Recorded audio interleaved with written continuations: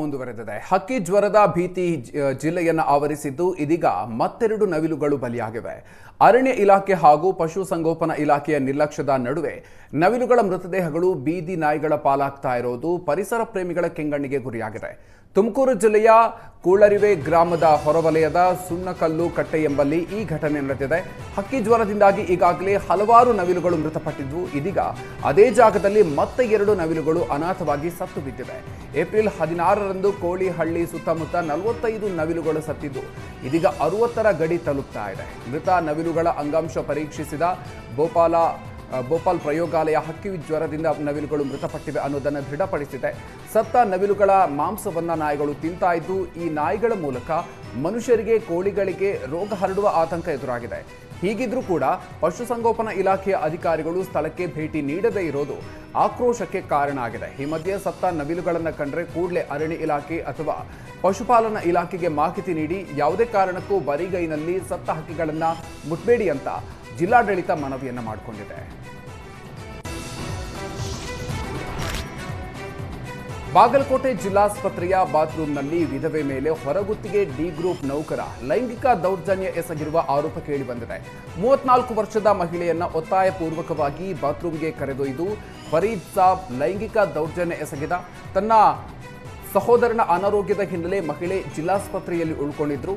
ಈ ವೇಳೆ ಮಹಿಳೆಯನ್ನ ಪರಿಚಯ ಮಾಡಿಕೊಂಡಿದ್ದ ಫರೀದ್ ಸಾಬ್ ಬೆದರಿಕೆ ಹಾಕಿ ಬಾತ್ರೂಮ್ಗೆ ಕರೆದೊಯ್ದು ಲೈಂಗಿಕ ದೌರ್ಜನ್ಯ ಎಸಗಿದ್ದಾನೆ.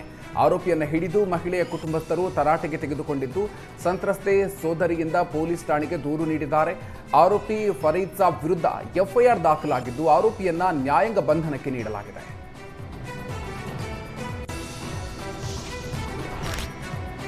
ಮಧ್ಯಪ್ರಾಚ್ಯ ರಾಷ್ಟ್ರಗಳ ಯುದ್ಧ ತಣ್ಣಗಾದ್ರೂ ಸಂಘರ್ಷದ ಎಫೆಕ್ಟ್ ಮಾತ್ರ ಇನ್ನೂ ಕಮ್ಮಿಯಾಗಿಲ್ಲ. ಮಧ್ಯಪ್ರಾಚ್ಯ ರಾಷ್ಟ್ರಕ್ಕೆ ಎಕ್ಸ್ಪೋರ್ಟ್ ಆಗ್ತಾ ಇದ್ದ ಈರುಳ್ಳಿ ಸ್ಥಗಿತಗೊಂಡಿದ್ದು ರೈತರು ಸಂಕಷ್ಟವನ್ನು ಎದುರಿಸ್ತಾ ಇದ್ದಾರೆ. ರಫ್ತು ಆಗದ ಹಿನ್ನೆಲೆ ಈರುಳ್ಳಿ ಬೆಲೆ ಕುಸಿತ ಕಂಡಿದ್ದು ವಿಜಯಪುರದ ರೈತರಿಗೆ ಆಘಾತ ಎದುರಾಗಿದೆ. ಯುದ್ಧಕ್ಕೂ ಮೊದಲು ಈರುಳ್ಳಿ ಕ್ವಿಂಟಾಲ್ಗೆ 2 ರಿಂದ 4 ಸಾವಿರಕ್ಕೆ ಮಾರಾಟ ಆಗ್ತಾ ಇತ್ತು. ಈಗ ಕೇವಲ 200 ರಿಂದ 400 ರೂಪಾಯಿಗೆ ಮಾರಾಟ ಆಗ್ತಾ ಇದೆ. ರೈತರು ಮಾರುಕಟ್ಟೆಗೆ ಈರುಳ್ಳಿ ತರೋದಕ್ಕೆ ಮೂಟೆಗೆ 70 ರಿಂದ 100 ರೂಪಾಯಿ ಖರ್ಚು ಮಾಡ್ತಾ ಇದ್ದಾರೆ. ಮಾರ್ಕೆಟ್ಗೆ ತಂದು ಮಾರಿದ್ರೂ ಕೂಡ ಕನಿಷ್ಠ ಬಂಡವಾಳವೂ ಸಿಗ್ತಾ ಇಲ್ಲ ಅಂತ ರೈತರು ಕಣ್ಣೀರಿಡ್ತಾ ಇದ್ದಾರೆ. 1-2 ಎಕರೆ ಉಳ್ಳಾಗಡ್ಡಿ ಹಾಕ್ಯವ್ರಿ, ಅದಕ್ಕೆ ಎಷ್ಟು ಲಾಗೋಡಿ ಮಾಡ್ಯವ್ರಿ 1 ಲಕ್ಷ ಗಟ್ಲೆ. ಅದ್ರದ್ದೇನು 10 ಪೈಸೆ ಉತ್ಪನ್ನ ಇಲ್ರಿ.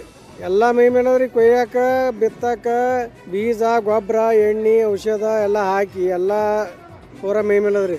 ಈ ನಮ್ನಿ ಆದ್ರೆ ರೈತ ಹೆಂಗೆ ಉಳಿಬೇಕ್ರಿ? ರೇಟ್ ಬಿದ್ದು ಈಗ 6-7 ತಿಂಗಳಾಗತ್ರಿ. ಕೇಳೋಣ ಹೇಳ್ತಾರ್ರಿ ಮುಂದೆ ಮಾಲ್ ಹೋಗ್ಲಾಗ್ಯದ, ಇದು ಎಲ್ಲಿ ಯುದ್ಧ ನಡೆದವ್ರಿ, ಇದು ನಡೆದವ್ರಿ, ಸುಡಗಾಡು ಶುಂಠಿ ಬೇರೆ ಹೇಳ್ತಾರೆ. ಹೇಳೋಣ ಇಲ್ಲಿ ತರೋದು ಅವ್ರು ಬೇಡ್ದಂಗೆ ಕೊಟ್ಟು ಹೋಗಿಬಿಡೋದ್ರಿ. ಏಟು 500 ರೀ, 300, 200, 300 ಹಿಂಗೆ ಕೇಳ್ತಾರೆ. ಯಾಕ್ರಿ ಹೆಚ್ಚಿಗೆ ಮಾರಲಿಲ್ಲ ಅಣ್ಣ, ಗಿರೇಕಿಲ್ರಿ, ಏನು ಮಾಡೋಣ ತೊಗೊಳೋರಿ ಇಲ್ಲತ್ತಾರ್ರಿ. ಮುಂದೇನು ಸ್ಟ್ರೈಕ್ ಮಾಡ್ಬೇಕಂದ್ರೆ ರೈತರು ಒಕ್ಕಟ್ಟಿಲ್ರಿ, ಬಂದು ಎಲ್ಲರೂ ಕೊಟ್ಟು ಹೋಗೋದತ್ತರಿ. ರೈತರು ಎಲ್ಲರೂ ಕೂಡಿ ಒಕ್ಕಟ್ಟತನ ಮಾಡಿ ಹರ್ತಾಳ ತೆಗೆದ್ರೆ ಮುಂದೆ ಏನ್ರಿ ಮಾಲ್ ತರ್ಲಿಕ್ಕಂದ್ರೆ ಇದು ಆತಾವ್ರಿ. ಮಾರ್ಲಿಕ್ಕಂದ್ರೆ ಖಾತ ಆತಾವ್ರಿ ಹೊಲ. ಮತ್ತೆ ಏನು ಮಾಡಿದ್ರಿ? ಮಾರ್ಲಿಕ್ಕಂದ್ರೆ ಹಾಕೋದ್ರಿ, ಖಾತಾ ಮಾಡೋದ್ರಿ. ಏನು ಇಚ್ಛೆ ಪಡೋದ್ರಿ ಅವ್ರು ನಮ್ಮ ಮಾತು ಕೇಳ್ತಾರೆ.